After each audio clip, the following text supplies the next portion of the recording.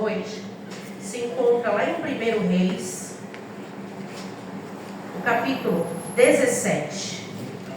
1 Reis, capítulo 17. Glória, glória, glória. A partir do versículo de número 8. A viúva de Sarepta. Meu Deus. Amém? Glória a Deus. Nós sempre que ministramos aqui a respeito, né, da condição da viuvez, né, nós sempre trazemos à memória dos irmãos a questão de que, obviamente, em qualquer tempo ou em qualquer cultura, uma mulher se encontrar passando pela viuvez não é nada bom e nem confortável. Nem que ela tenha ficado viúva de um milionário, não vai ser o dinheiro que vai suprir a falta da pessoa que partiu. Não é isso? Então, não é diferente no caso dessa mulher, essa viúva. Obviamente, a Bíblia não vai trazer para a gente essa informação, ou ela traz e eu não sei, mas essa mulher, ela não sofria apenas pela viuvez, mas pelas consequências da viuvez. Então, não bastava apenas ela estar sem o marido, não bastava apenas ela estar sem o seu provedor, que no caso ali, inclusive por conta da cultura, ela tinha esse marido como total provedor.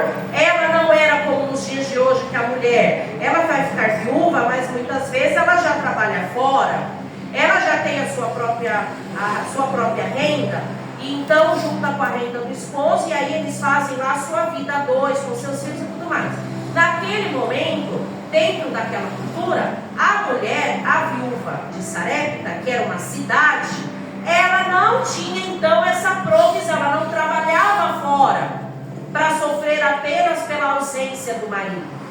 Aquele sofrimento na vida dela já ia além, porque sendo viúva, então ela tinha mais do que o problema apenas da ausência. Ela também tinha o problema da escassez. E ela, dentro daquilo que estava vivendo, passando pela viuvez, ela também estava vivendo em uma cidade que tinha um grande problema exatamente dentro daquela situação. Eles estavam passando por um processo, um período de seca. E como ali as pessoas viviam muito do que a terra dava, se plantava e se colhia, né? Então não tinha que substituir. Não é como nos dias de hoje.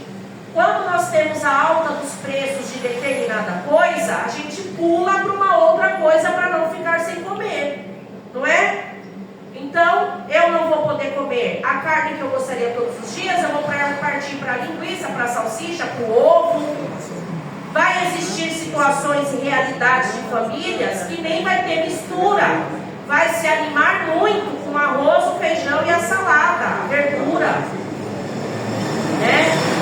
Mas naquela ocasião, dentro daquilo que eles viviam, eles não tinham essas opções. Eu vou pegar aquela lata de milho em conserva, vamos misturar com esse arroz aqui e dá para as crianças comer. Era o que a terra dava diante do que se plantava. Se eles estavam enfrentando um período de seca, então existia escassez em todas as mesas. Mas óbvio que em umas mais do que em outras, não é?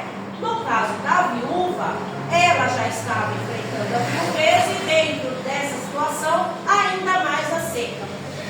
Então nós vamos ver aqui na leitura que o Senhor ele manda o servo dele, o profeta, até a cidade de Sarepta.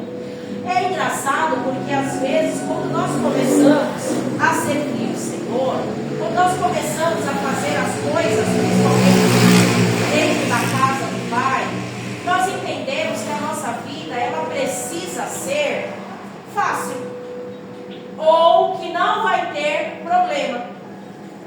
Agora veja para onde que Deus manda o profeta. Se ele era profeta, se ele era o homem de Deus, por que o Senhor não mandou ele para o reino, para o castelo? Olha, filho, vai lá no castelo que eu quero que você entregue uma mensagem para o rei.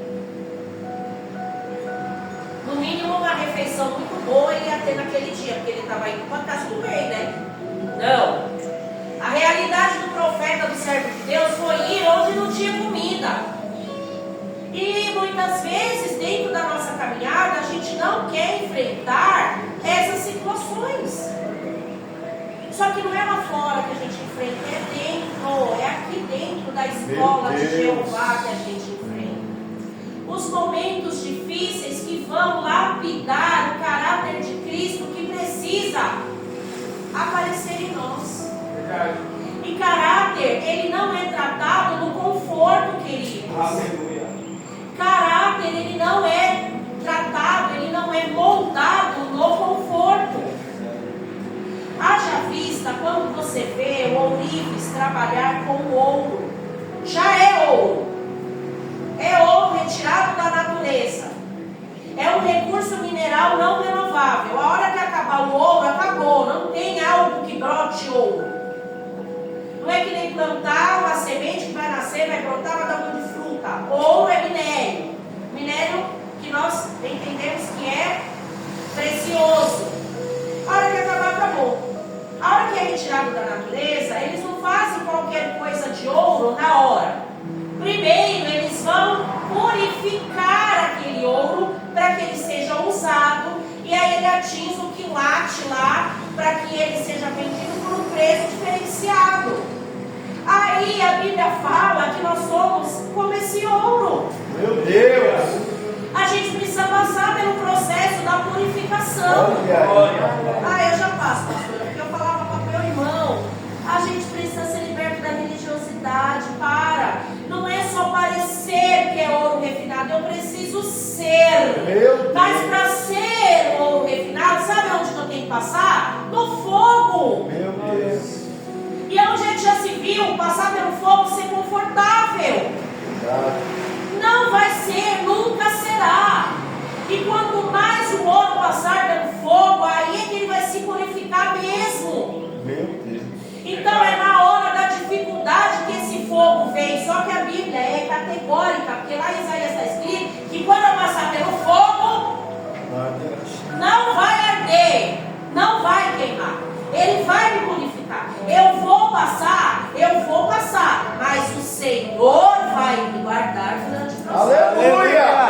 O problema é que eu quero passar pelo fogo para ser purificado, só que a minha maneira. Olha aí. E não é a minha maneira, é a maneira de Deus.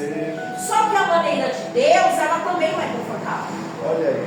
A minha maneira é confortável, por quê? Porque a minha maneira é carregada das minhas verdades.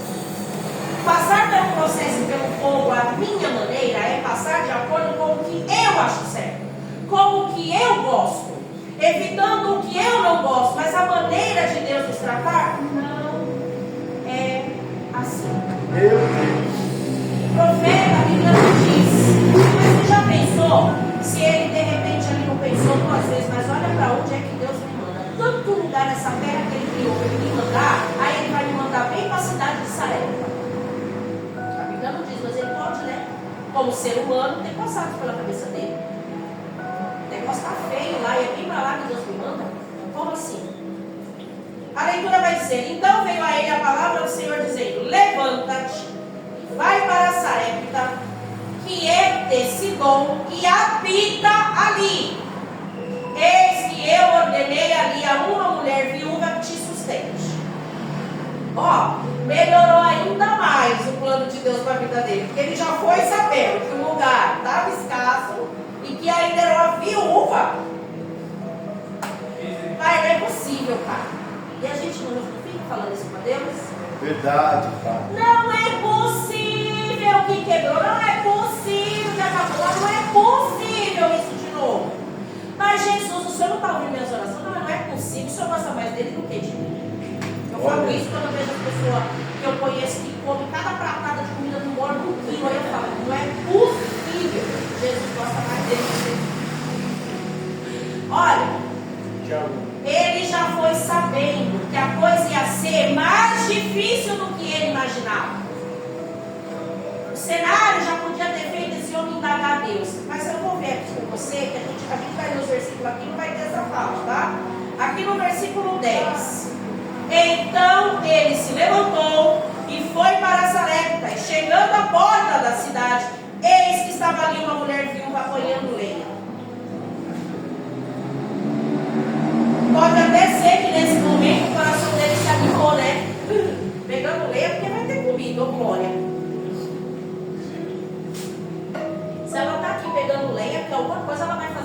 casa, então pelo menos fome eu não vou passar. Pode ser que ele tenha pensado. Ele a chamou e lhe disse: traze-me, peço-te, numa vasilha, um pouco de água que beba. Meu Deus. Porque podia ser água para lavar as mãos ou os pés, né?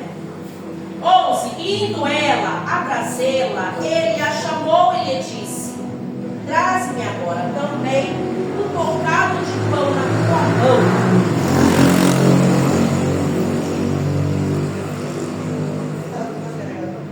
Eu estava percebendo que estava estranho, mas você vê que eu não sinto falta. Estava dando para escutar tal? Estava desligado. Deixa. Vocês não têm noção, gente, a altura, os decibéis, é que eu não tenho uma maquininha para poder medir. Mas você não tem noção do tamanho da altura do som, do barulho que eu enfrento dentro de sala de aula e eu tenho que falar.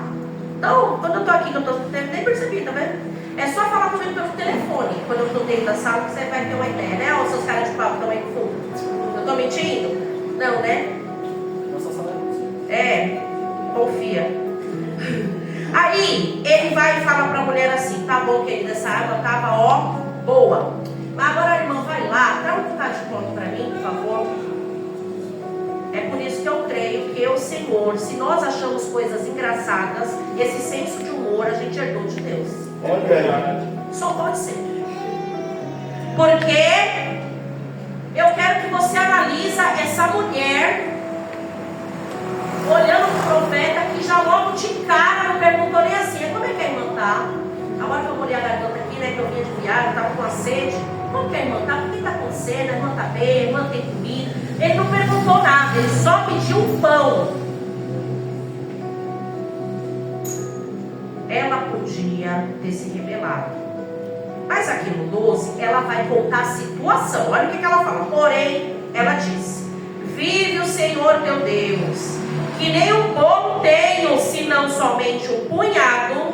Queridos, o que é um punhado? Uma mão, né? Vai depender do tamanho da mão para ser um punhado maior ou menor. É uma medida incerta.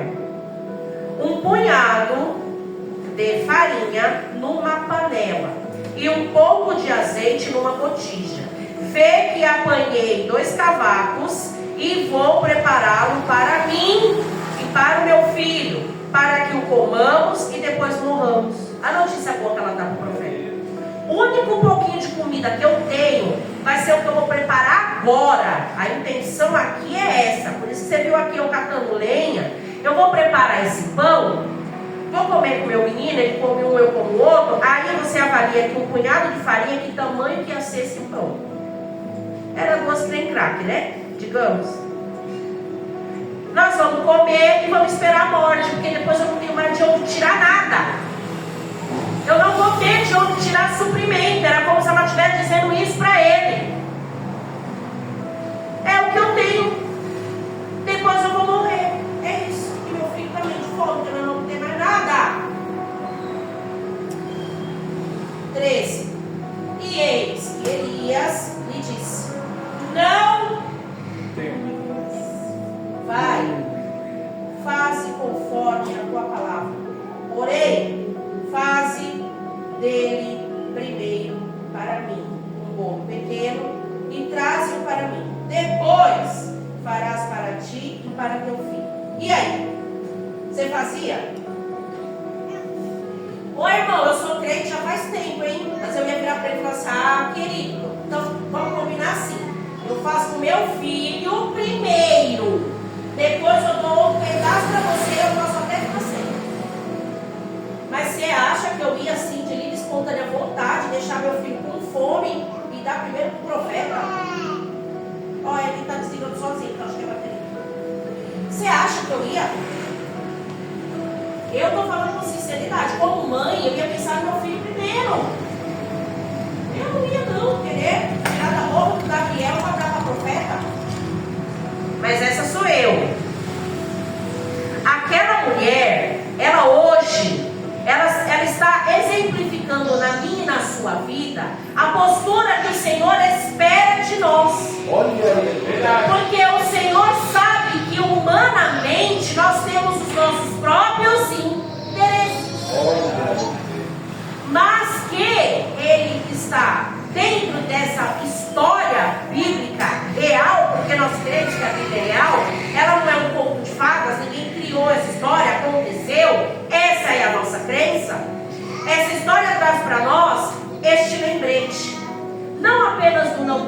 temas, porque a gente gosta de ouvir essa palavra, né? Quando eu orava pelo Jefferson para que ele fosse liberto das drogas, eu amava quando Deus usava as pessoas para falar. Fosse na leitura bíblica, fosse na hora da administração, ou quando o Senhor usava algum vaso.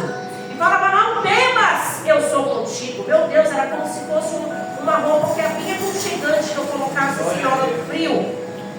Era maravilhoso, a gente gosta de ouvir o não temas. E essa palavra, quando ela vem do Senhor, ela é reconfortante.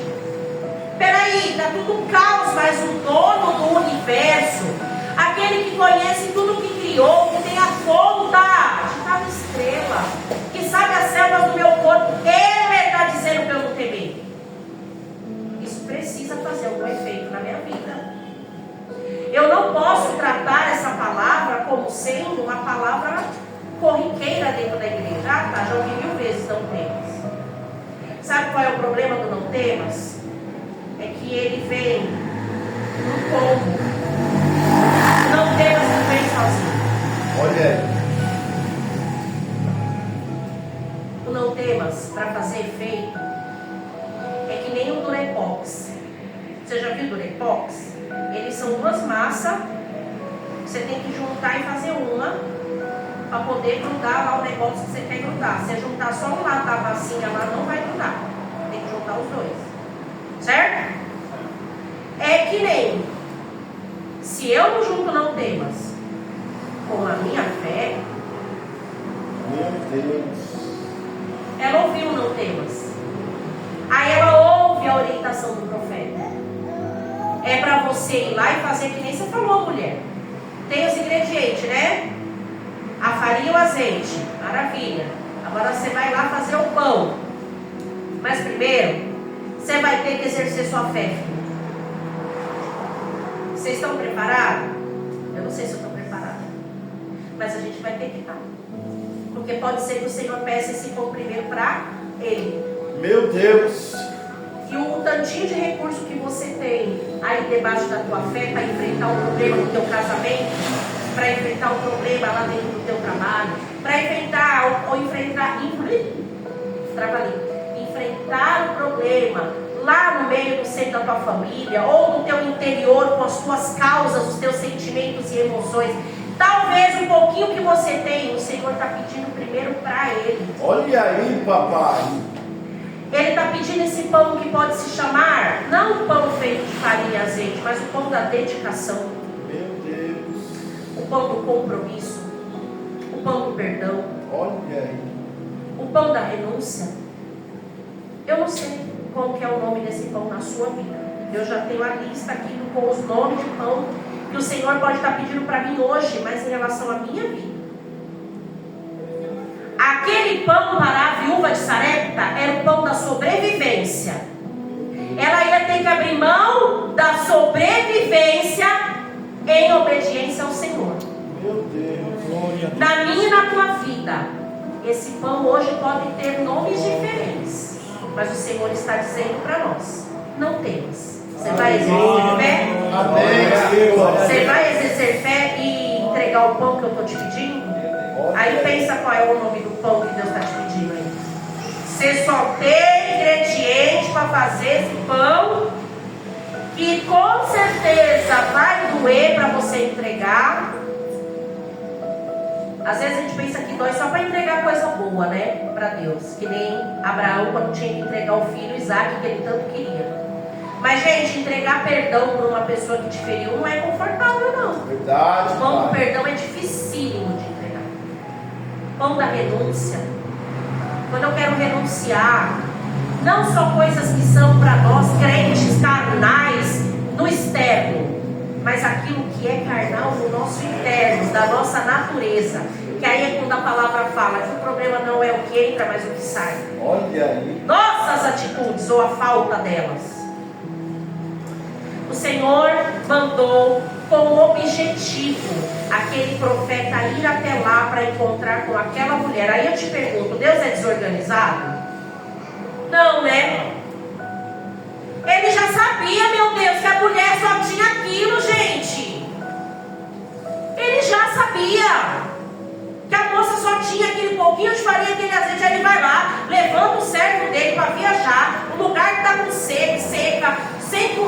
e manda para casa da mulher que só tinha o pão da sobrevivência para ela e para o filho. Quando comesse, acabou, não tinha mais nada.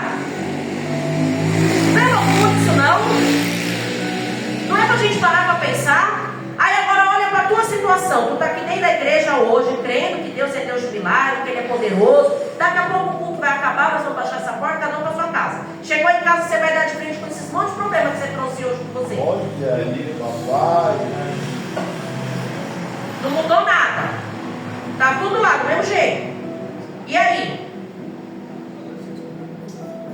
A gente vai desistir?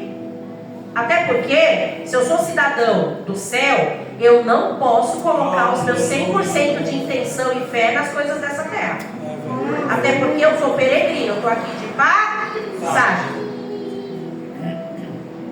Se aprove a Deus que eu chegue na minha casa e o que eu deixei de problema seja resolvido ainda essa noite, aleluia. Mas se Ele ainda está me purificando no fogo através das coisas que eu tenho passado, só Ele sabe qual é o dia, a hora que tudo isso vai passar. Meu Deus. Porque passa, tá? Até a uva passa. Ai, que trocadilho. No 13, e Elias lhe disse: não temas. Aí ele falou para ela fazer o pão. No 14, porque assim diz o Senhor Deus de Israel: a farinha da panela não se acabará, Meu Deus. e o azeite da botija não faltará, até o dia em que o Senhor dê chuva sobre a terra. Glória a Deus, aleluia. Aí, veja bem, será que se fosse a Ana Paula, que eu disse para vocês, iria com certeza virar para o profeta e falar: não, vou fazer primeiro com o meu filho, depois que ele comer do dia eu dou os pedaços do Senhor e eu não como. A gente não viu. A mulher, ela disse para o profeta que ela não ia fazer? Não, ela explicou para ele a condição que ela estava vivendo. Ponto. E quando então o profeta ouve isso, ele deixa ela tranquila, explica para ela qual é o plano e na sequência ele já fala o que Deus mandou falar. E aquela mulher foi bem-aventurada porque ela fez o quê? Obedeceu. Aleluia, Deus. Se ela não tivesse obedecido, o profeta ia ter forçado ela? É por isso que aqui a palavra ela é lançada. Aí você agarra, pratica se você quiser. A gente pode obrigar? Ai, quem dera, né, Jefferson? Que muita coisa que a gente fala aqui que a gente pudesse obrigar, mas não pode, é da livre espontânea vontade. A mulher ouviu e obedeceu. Ela podia não ter obedecido e ter comido apenas o pão da sobrevivência. Sabe que pão ela comeu porque ela obedeceu? O pão da provisão. Aleluia.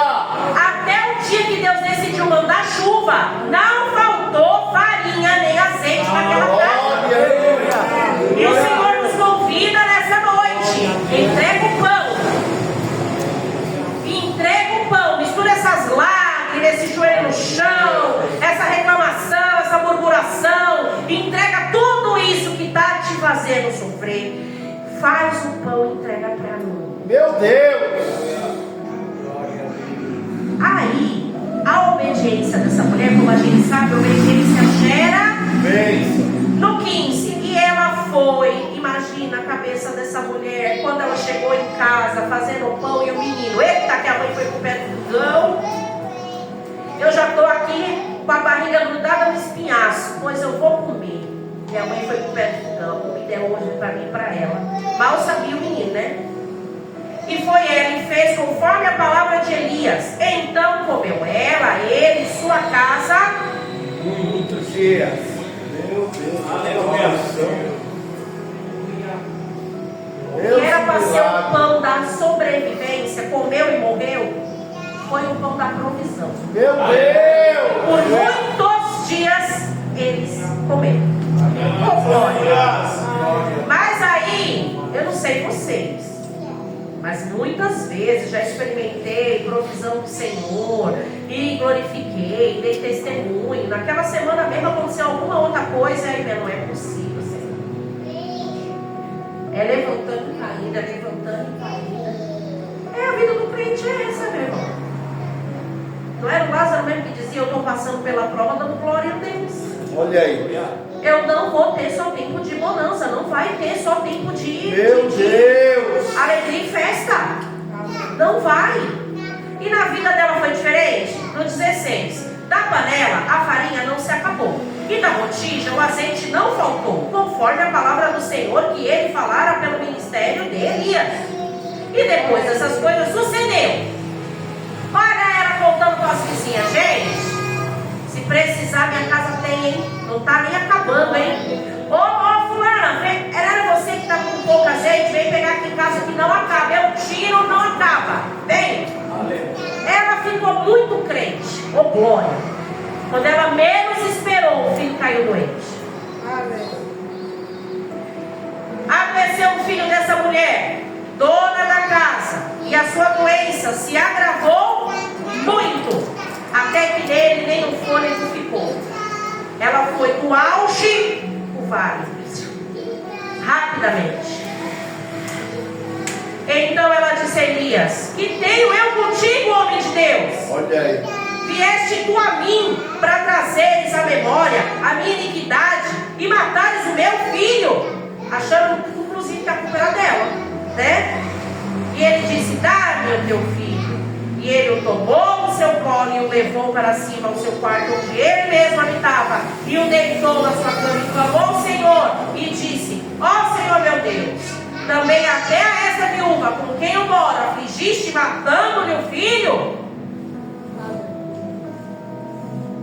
Aqui não tem como lembrar de Jesus. Falar de matar filho, né? Deus enviar o seu filho perfeito por uma humanidade corrompida. Meu Deus. Ele mais do que ninguém sabe o que é amor. Verdade, Pai. De entregar seu filho perfeito para cumprir um propósito em favor de vidas. Obrigado. Que uma hora se arrepende e na outra hora vai lá e faz de novo. Por muito menos que isso a gente já disse. E ele não desiste de nós. Então se estendeu sobre o menino 3 vezes.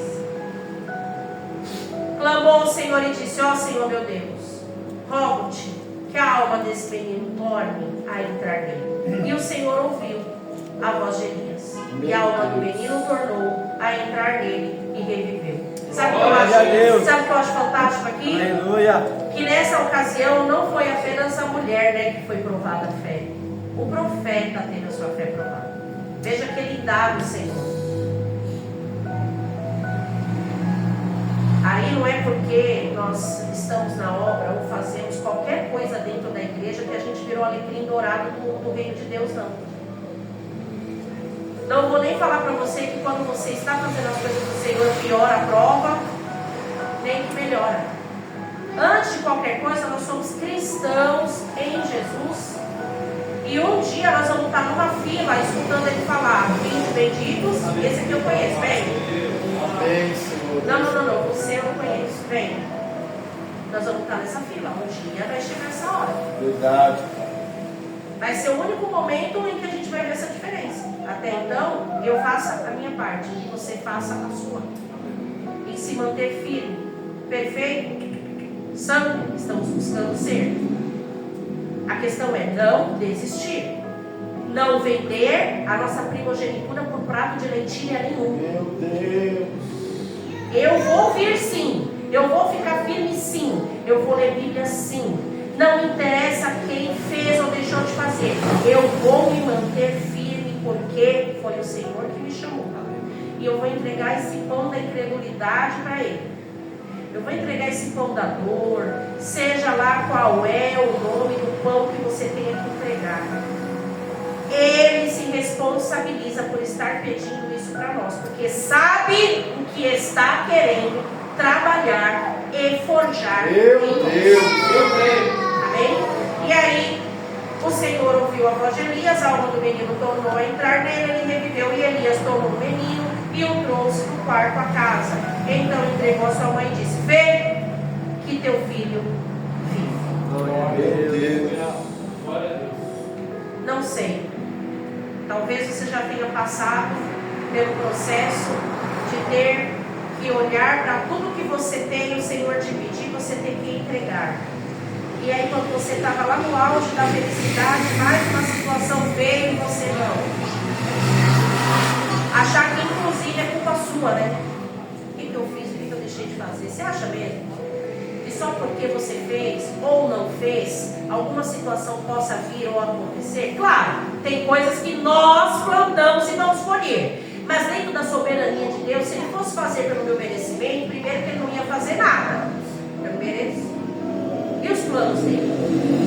E os propósitos dele? Ele perdeu o controle? Nem tudo vai ser do jeito que a gente quer. E a gente precisa crescer, amadurecer. Quem vai ficar achando que tudo é do jeito que quer é criança mimada.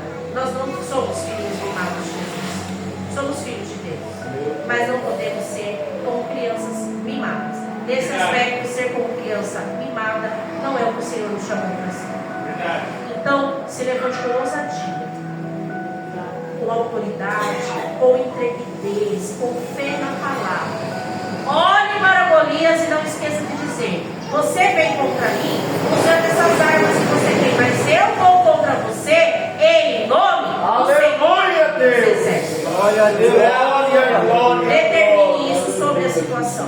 Declare isso sobre situações. Creio que o Senhor fará a vontade dele, não a sua. O tempo dele, não o seu. Amém? Amém. Fique de pé para nós orarmos. Glória a Deus.